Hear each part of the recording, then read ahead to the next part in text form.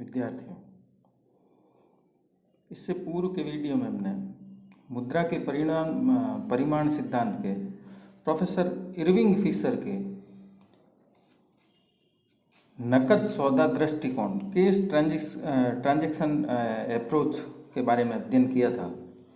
आज हम मुद्रा के परिमाण सिद्धांत के अंतर्गत ही कैम्ब्रिज दृष्टिकोण या नकद बकाया दृष्टिकोण का अध्ययन करेंगे। ये जो है इसे कैम्ब्रिज विचारधारा भी कहा जाता है। परिमाण सिद्धांत के इस रूप के समर्थक हुए हैं प्रोफेसर मार्शल, पीगू, रॉबर्टसन तथा स्वयं जॉन मेनार्ड केन्स ने शुरू में इसका समर्थन किया था।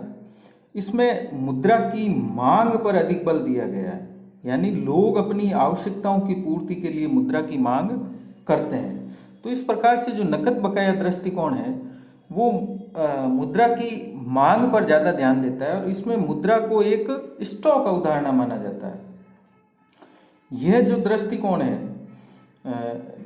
नकद बकाया दृष्टिकोण, इसमें मुद्रा की मांग व पूर्ति को समय के एक विशिष्ट बिंदु पर, है ना, एक पर्टिकुलर पॉइंट ऑफ टाइम पर देखा जाता है, जबकि जो नकद सौदों का दृष्टिकोण था उसमें मुद्रा की मांग व पूर्ति को एक समय अवधि पर विचार किया जाता है, एक पीरियड ऑफ टाइम, और इसमें एक पॉइंट ऑफ टाइम। तो जब पॉइंट ऑफ टाइम की हम बात करते हैं तो वह स्टॉक अवधारणा हो जाती है। हम प्रवाह और स्टॉक में इसको पढ़ चुके हैं। तो इसको दूसरे शब्दों में हम कहें तो कैम्ब्रिज जो विचारधारा है उसमें मुद्रा एक स्टॉक होती है, न कि प्रवाह। इन्होंने कैम्ब्रिज विचारधारा के जो समर्थक थे उन्होंने मुद्रा की मांग का भी फिशर से भिन्न अर्थ लगाया है। फिशर के अनुसार मुद्रा विनिमय का माध्यम होती है, जबकि कैम्ब्रिज विचारधारा के अनुसार लोग अपनी वास्तविक आय का कुछ भाग नकद रूप में रखने की इच्छा प्रकट करते हैं। इस प्रकार से मूल्य संग्रह के कार्य पर जोर दिया जाता है। फिशर ने मुद्रा के विनिमय माध्यम जो है उस पर ज़्यादा जोर दिया, तो कैम्ब्रिज विचारधारा ने मूल्य के संग्रह पर जो है कार्य पर ज़्यादा ध्यान दिया। मुद्रा की मांग लोगों की जो है तरलता पसंदगी पर निर्भर करती है, लेकिन जो कैम्ब्रिज दृष्टिकोण है उसमें तरलता पसंदगी के उद्देश्य में सट्टे का प्रयोजन शामिल नहीं किया जाता है, जिसे बाद में केन्स ने शामिल किया था। इसमें सौदों का प्रयोजन व आकस्मिक घटना का प्रयोजन ही शामिल किए जाते हैं, यानी जो रोजाना के लेन देन के सौदे हैं वो और एक आकस्मिक रूप से जो सौदे होते हैं उसके लिए ही शामिल किया जाता है। तो इस प्रकार से जो कैम्ब्रिज विचारधारा है उसमें मुद्रा की मांग मुद्रा को रखने की मांग ही मानी गई है। इस पर सौदों के लिए मुद्रा की मांग के अलावा व्यक्ति के पास धन की मात्रा, ब्याज की दर, भावी घटनाओं की प्रत्याशाएं आदि का भी प्रभाव पड़ता है।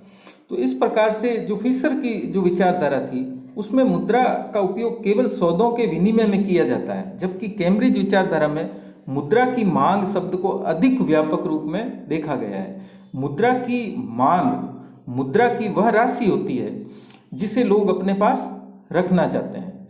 इसे वास्तविक आय के किसी अंश के रूप में भी व्यक्त किया जा सकता है। तो अब हम आते हैं कि कैम्ब्रिज विचारधारा के अंतर्गत जो अलग अलग समीकरण दिए गए हैं प्रोफेसर पीगू द्वारा, है ना, उसके पश्चात जो है केन्स द्वारा, इन लोगों द्वारा जो समीकरण दिए गए हैं उन समीकरणों का हम अध्ययन करेंगे। तो सबसे पहले हम लेते हैं पीगू का समीकरण।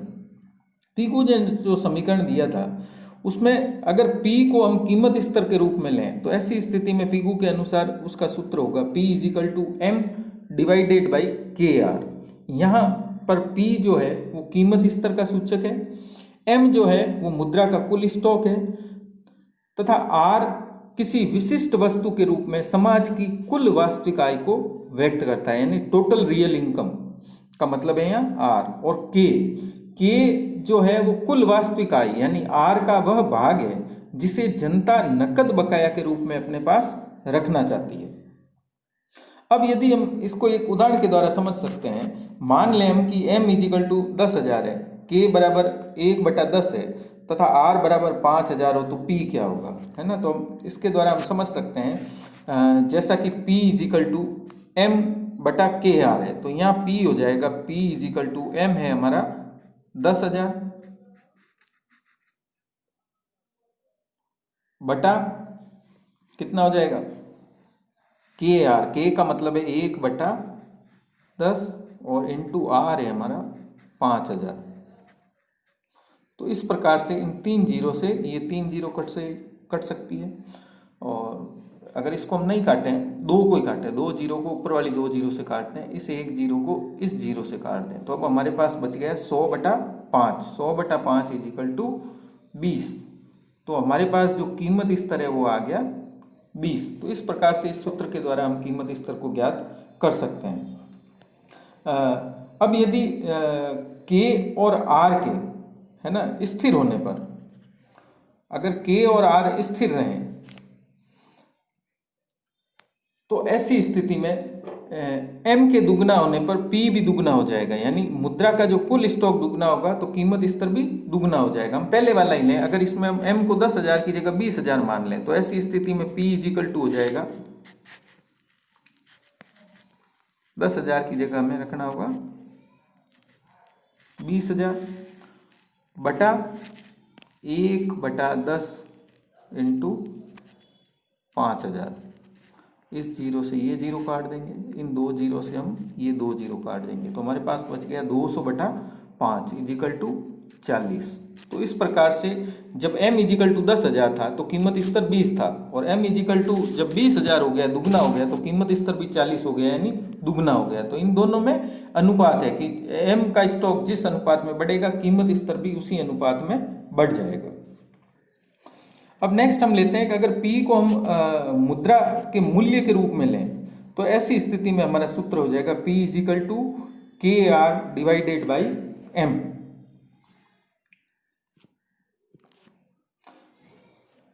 अब पुनः अगर हम इसी ऊपर वाले को काम में लें, M is equal to 10,000, K is equal to 1/10 और R इजिकल टू 5,000, तो अगर P को हम मुद्रा के मूल्य के रूप में लें तो ऐसी स्थिति में जो है मुद्रा का मूल्य क्या आएगा, तो मुद्रा का मूल्य है KR/M।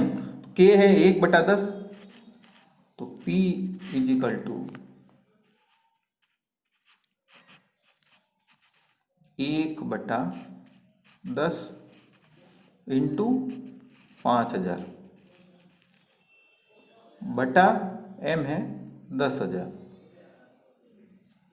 तो इस प्रकार से इससे पहले ये कट जाएगा, इन दो से ये 2 कट जाएगी, तो हमारे पास बच गया 5/100, यह हो जाएगा ये 1/20।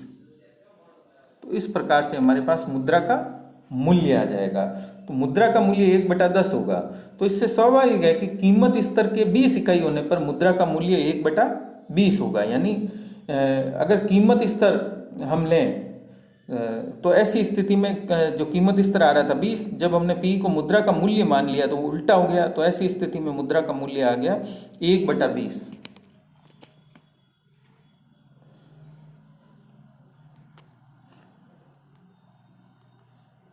नेक्स्ट फिर हम इसके बाद में लेते हैं कि अगर हम इसमें बैंक जमाओं को शामिल कर दें। अभी तक हमने जो लिया था उसमें हमने बैंक जमाओं को शामिल नहीं किया था, P इजिकल टू KR/M ही कहा था। अगर पीगू के इस समीकरण में, है ना, हम बैंक जमाओं को शामिल करें तो नया जो सूत्र है या नया जो समीकरण है वो हमारे पास आ जाएगा P is equal to KR/M, bracket में C प्लस H, फिर H के अंदर ब्रैकेट में 1 - C और ब्रैकेट बंद हो जाएगा। यहाँ जो C है ना, P जो है यहाँ मुद्रा का मूल्य को व्यक्त करता है, C जो है यहाँ पर नकदी का अनुपात है जिसे लोग कानूनी वैध मुद्रा के रूप में अपने पास रखते हैं, यानी कैश के रूप में रखते हैं, और 1 - C जो है नकदी का वह अनुपात है जिसे लोग बैंक जमाओं के रूप में रखते हैं। यानी C तो हो गया वह पैसा जिसे लोग नकद के रूप में अपने पास रखना चाहते हैं, और मान लें अगर उसको हम 1 मान लें तो उसमें से अगर हम जो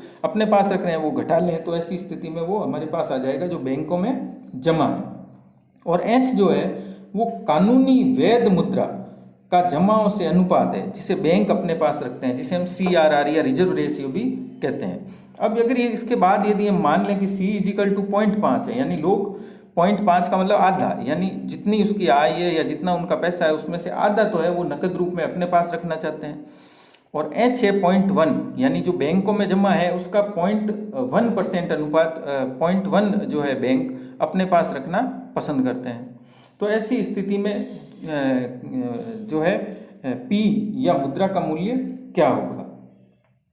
तो अगर हम इसी सूत्र में रख दें तो ऐसी स्थिति में हमारे पास आ जाएगा, K की जगह हम रखें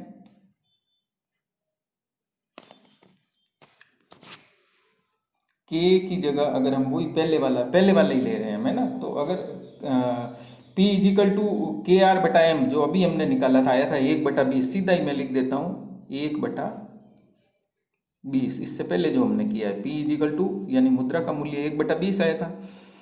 फिर उसके पश्चात ब्रैकेट C हमारे पास है 0.5 प्लस H हमारे पास है 0.1 और फिर ब्रैकेट में 1 माइनस C 0.5। तो इस प्रकार से ये हमारे पास समीकरण में आ गया। अब अगर हम इसको हल करेंगे तो हमारे पास आ जाएगा 1/20 एज इट इज रहेगा। अंदर अगर हम इसको चाहें तो हम लिख सकते हैं 1/2 प्लस 0.1 को लिख सकते हैं हम 1/10 और 1 माइनस 0.5 जाएगा तो वापस 0.5 बचेगा। तो ऐसी स्थिति में वो हो जाएगा 1/2 और ये ब्रैकेट बंद। इस प्रकार से हम इसको हल कर सकते हैं। जब हम इनको अंदर वाले जो समीकरण है अगर हम इनको हल करेंगे तो ऐसी स्थिति में हमारे पास आ जाएगा 1/20। मैं वापस रिफ्रेश कर लेता हूँ इसको। इसके बाद आएगा 1/20 और अंदर आ जाएगा 1/2 प्लस 1/20। 1/2 तो एज इट इज आया। अब 1/20 कैसे आया है, क्योंकि 1/10 इंटू 1/2 था तो वो 1/20 हो गया। इसको अगर हम और आगे हल करेंगे तो ऐसी स्थिति में आ जाएगा हमारे पास 1/20 इंटू, इसको हम इंटू का निशान लगा सकते हैं। इसको हम पहले हल करेंगे, लसअप लेंगे तो मान लीजिए लसअप हमने लिया 20 आया, 20 आया तो 2 का भाग दिया तो 10 बार, तो 10 और 1 हमारे पास हो गया 10/20। 10 आ जाएगा ऊपर। इसको ऐसे लेंगे हम, अगर 20 मान लें तो 2 डाई 20, तो 10 को 1 से गुणा करेंगे तो हमारे पास आएगा 10 प्लस 20 को 20 से करेंगे भाग देंगे तो 1 बार जाएगा और 1 को 1 से गुणा करेंगे तो 1 आएगा। तो इंटू हमारे पास बच जाएगा 11/20।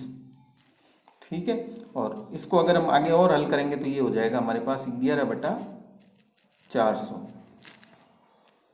तो जो बैंक जमाओं को शामिल करने पर जो मुद्रा का मूल्य है वो हो गया 11/400। अगर हमें इसका कीमत स्तर ज्ञात करना है तो कीमत स्तर मैंने बताया था इसका उल्टा हो जाएगा। तो कीमत स्तर निकालना है तो हो जाएगा 400/11 या उसको हम और ज़्यादा हल करेंगे तो हो जाएगा 36/4/11।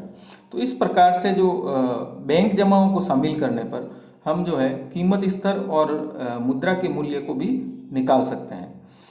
आगे अब हम चलते हैं किन्स के समीकरण की तरफ। ये था पिगू का समीकरण। अब हम लेंगे किन्स का समीकरण। किन्स ने जो है अपनी पुस्तक एक लिखी थी ट्रैक्ट ऑन मॉनेटरी रिफॉर्म्स 1923 में। इसमें उन्होंने मुद्रा के जो परिमाण सिद्धांत के जो नकद बकाया दृष्टिकोण था उसको प्रस्तुत किया था। और शुरू में उसने कैम्ब्रिज विचारधारा का समर्थन किया था और उसे अपनाया भी था, लेकिन बाद में उसने कीमत निर्धारण के आय सिद्धांत अथवा बचत निवेश सिद्धांत का प्रतिपादन किया।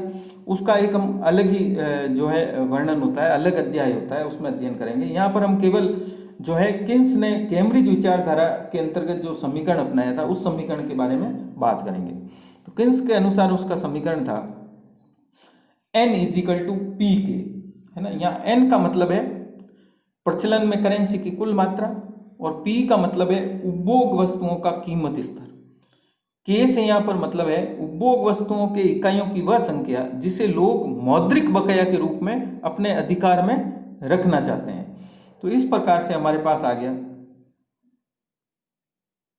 P is equal to N/K। अगर हमें ऊपर मूल सूत्र है N इजिकल टू P के, तो अगर हमें P निकालना है तो P इजिकल टू N/K हो जाएगा। यानी यहाँ P का मतलब कीमत स्तर से। अब यदि K जो है हमने बता दिया था K क्या है, तो के स्थिर रहने पर पी में एन के अनुसार परिवर्तन होंगे। किन्स का ऐसा कहना था कि के अगर स्थिर रहे, यानी उपभोग वस्तुओं की इकाइयों की वह संख्या जिसे लोग मौद्रिक बकाया के रूप में रखना चाहते हैं, अगर उसे हम स्थिर रखें तो ऐसी स्थिति में कीमत स्तर में जो परिवर्तन आएगा वो प्रचलन में करेंसी की कुल मात्रा के परिवर्तन के अनुसार होगा। फिर वो कहता है कि अगर हम इसमें बैंक मुद्रा को भी शामिल कर दें तो ऐसी स्थिति में समीकरण बदल जाएगा और नया समीकरण होगा n is equal to P bracket में k plus k n is equal to P bracket में k प्लस r के 1। यहाँ जो k1 है वो है उपभोग इकाइयों की वह संख्या जो बैंक जमा के रूप में रखी जाती है और बैंक में जो r है वो उसका रिजर्व अनुपात होता है, रिजर्व रेशियो अनुपात होता है। अब पुनः हम कहें कि k और k1 को अगर हम स्थिर और r को हम स्थिर रख दें तो ऐसी स्थिति में p में जो है n के अनुपात में ही परिवर्तन होंगे। इसको एक सरल उदाहरण के द्वारा हम समझ सकते हैं। यहाँ पर मैं एक सरल उदाहरण ले लेता हूँ जिससे आपको आसानी में समझ में आ जाएगा। हम मान लें कि n is equal to 300, k is equal to 25 और r इजिकल टू 1/5 हो, है ना। तो ऐसी स्थिति में और k1 को हम मान लें 25 उपभोग इकाइयाँ हैं ताकि उपभोग इकाइयों की कुल संख्या 50 हो जाए। k और k1 दोनों मिलकर के 50 हो जाती है जिस पर समाज अपना अधिकार रखना चाहता है। अगर हम इसको हम समीकरण में रखेंगे तो ऐसी स्थिति में p क्या हो जाएगा हमारा n बटा k प्लस r के 1। तो अगर इसमें हम रखेंगे तो ये हो जाएगा n तो हमारा 300 है तो 300 बटा k हमारा है 25 प्लस ये प्लस है ना 25 प्लस r हमारा है 1/5 और इंटू k1 है हमारा 25। तो इस प्रकार से इसका 5 का इसमें भाग देंगे तो 5 बार जाएगा तो ये बच जाएगा हमारे पास 25 प्लस 5 30 और ऊपर आ गया 300। तो 300 बटा 30 इजिकल टू 10 हो गया, है ना। अब यदि हम माने कि मुद्रा के स्टॉक में 20% वृद्धि कर दी जाए, है ना, तो n इजिकल टू क्या हो जाएगा 300 का 20%, 300 का 20% होता है 3 दूनी 6 60। तो अगर हम इसको 20% बढ़ाएं तो ये बढ़ करके हो जाएगा 360। अगर ये 360 हो जाता है तो ऐसी स्थिति में p क्या होगा, तो अब p क्या हो जाएगा हमारा 360 होने पर 360 बटा जो है 30 हो जाएगा। यहाँ 300 बटा 30 था इसलिए 10 आया। अब चूंकि हमने 360 लिया तो ऊपर हो जाएगा 360। अगर 360 बटा 30 हो जाता है तो ऐसी स्थिति में आएगा 12। तो कीमत स्तर में भी 20% की वृद्धि हो जाएगी। अगर हमने मुद्रा के स्टॉक में 20% की वृद्धि की है तो कीमत स्तर भी 20% हो जाता है, 10 से बढ़कर 12 हो जाता है, यानी 2 बढ़ने का मतलब 20% बढ़ गया। तो इस प्रकार से जो किन्स का नकद बकाया समीकरण है मुद्रा के परिमाण सिद्धांत को ही व्यक्त करता है। इसमें हमें ये ध्यान रखना होगा कि किन्स ने उपभोग की समस्त वस्तुओं पर विचार किया है जबकि पीगू ने एक विशिष्ट वस्तु ही ली थी। दोनों में के महत्वपूर्ण है। किन्स ने आगे चलकर अपनी जो सुप्रसिद्ध रचना लिखी general theory of employment interest and money 1936 में, उसमें उसने मुद्रा के परिमाण सिद्धांत का फिर से निर्माण किया था जो इस समीकरण से भिन्न था। उसका अध्ययन एक अलग उसमें किया जाता है। तो अब हम लेते हैं कि कैम्ब्रिज दृष्टिकोण के अंतर्गत इसमें किस प्रकार की मान्यताएं मानी जाती है। मुद्रा का जो परिमाण सिद्धांत है वो ये हमें बतलाता है कि मुद्रा की मात्रा के परिवर्तन कीमतों में समानुपातिक परिवर्तन उत्पन्न करते हैं, लेकिन ये समानुपातिक जो परिवर्तन उत्पन्न करते हैं या जो इसमें ये समानुपातिक संबंध होता है वो कुछ मान्यताओं के आधार पर होता है। उसमें मान्यताओं में सबसे पहली मान्यता है कि इसमें के को स्थिर माना गया है। जिस प्रकार से परिमाण सिद्धांत के जो सौदों के दृष्टिकोण में मुद्रा का प्रचलन वेग स्थिर माना गया था v को, उसी प्रकार से इस नकद बकाया दृष्टिकोण में k को स्थिर माना जाता है। दूसरा फिर है कि मुद्रा की पूर्ति बाहर से दी हुई मानी जाती है। जिसे केंद्रीय बैंक निश्चित करता है, जैसे भारत में रिजर्व बैंक ऑफ इंडिया, और बाहरी चल राशि वह राशि होती है जो मॉडल के बाहर से दी हुई होती है और बाहरी अधिकारी इसे परिवर्तित कर सकता है। तो यानी मुद्रा की पूर्ति को केवल केंद्रीय बैंक ही निर्धारित कर सकता है और इसे हम दी हुई मान लेते हैं। नेक्स्ट फिर इन्होंने माना पूर्ण रोजगार की अवस्था, जैसा कि नकद सौदा दृष्टिकोण में फिशर द्वारा भी माना गया था,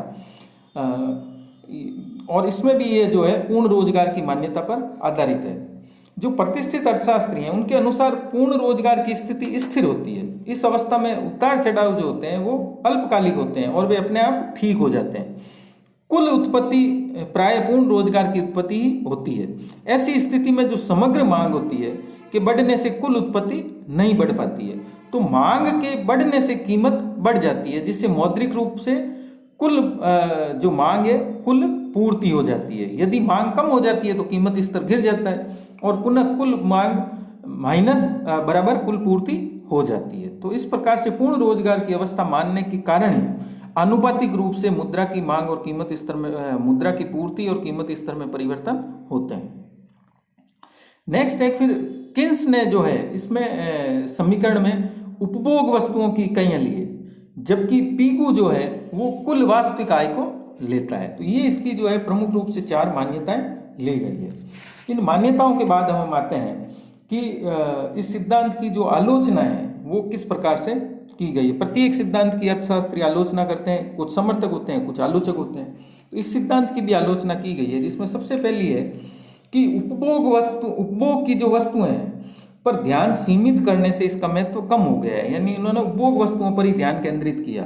वास्तविक जगत में इस उपभोग वस्तुओं के अलावा भी कई प्रकार की वस्तुएं पाई जाती है जिसका समावेश नहीं किया गया।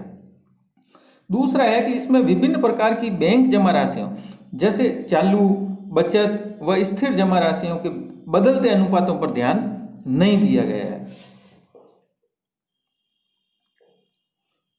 नेक्स्ट फिर इसमें है कि मुद्रा की मांग के लिए जो है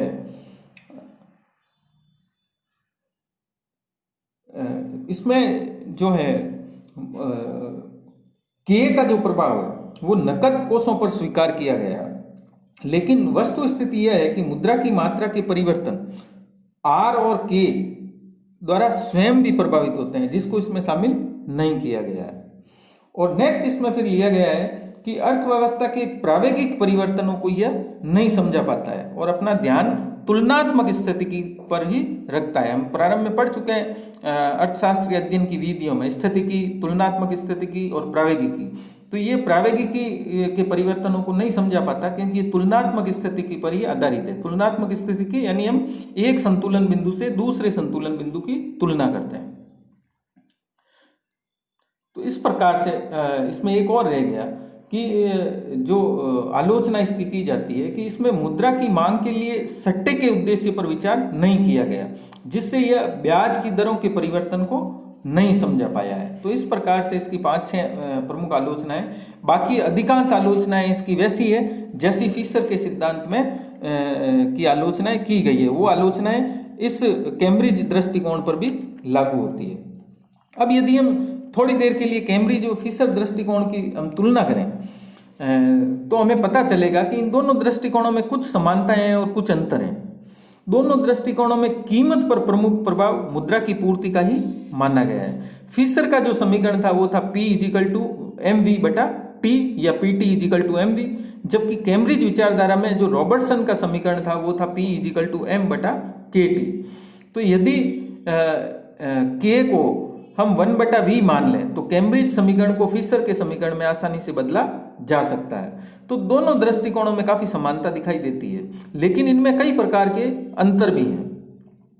फिशर ने मुद्रा को विनिमय का माध्यम माना है, जबकि कैम्ब्रिज विचारधारा के अनुसार मुद्रा मूल्य संचय का काम करती है।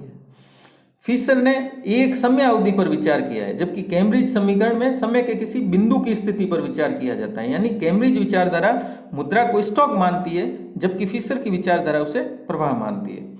फिशर ने टी यानी सौदों के लिए में सभी वस्तुओं को शामिल किया है, जबकि कैम्ब्रिज अर्थशास्त्री केवल उपभोग वस्तुओं तक ही सीमित रहकर अपना विश्लेषण देते हैं। फिशर की विचारधारा दीर्घकाल पर ध्यान देती है, जबकि कैम्ब्रिजीय जो विचारधारा है वो अल्पकाल को अधिक महत्व देती है। नेक्स्ट है फिर v इजिकल टू या v को 1/k अथवा k इजिकल टू हम 1/v मान लें तो इसे पूर्ण रूप से सही नहीं माना जा सकता है। जैसा कि ऊपर मैंने बताया था समानता में, तो इसे पूर्ण रूप से सही नहीं माना जाएगा। तो हमने देखा कि सिद्धांत के दोनों स्वरूपों में भिन्नता तो पाई जाती है, इन दोनों में जो कैम्ब्रिज दृष्टिकोण है उसको अधिक सही माना जाता है, क्योंकि यह अल्पकाल में परिवर्तनों को भी स्पष्ट करता है। इसी से आगे चल करके तरलता पसंद के का जो सिद्धांत है के निर्माण में इसका काफ़ी योगदान रहा है, और के को मापना ज़्यादा आसान माना गया है v की तुलना में। तो इस प्रकार से हमने देखा कि कैम्ब्रिज और फिशर दोनों दृष्टिकोणों में क्या अंतर है और क्या समानता है।